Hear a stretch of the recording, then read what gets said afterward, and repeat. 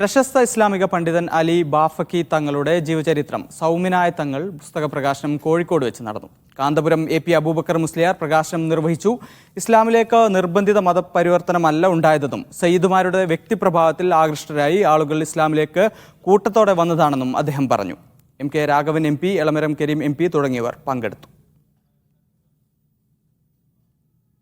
ഇസ്ലാമിൻ്റെ പ്രബോധനത്തിന് വേണ്ടി ലോകത്തിൻ്റെ നാനാഭാഗത്തും നബി സല്ലല്ലാഹു അലൈഹി വസല്ലമ തങ്ങളുടെ കുടുംബത്തിൽപ്പെട്ട ആളുകൾ വരികയും അവർ താമസമാക്കുകയും വിവാഹം കഴിക്കുകയും ചെയ്ത് അവരുടെ സ്വഭാവം മാത്രം എടുത്തുകൊണ്ട് ജനങ്ങൾ ഇസ്ലാമിലേക്ക് വന്നതാണ്. ഒരു അക്രമത്തിലൂടെയോ അടിച്ചമർത്തലിലൂടെയോ ഇവിടെ ഇസ്ലാമിലേക്ക് ഒരാളെയും ചേർത്തിയിട്ടില്ല.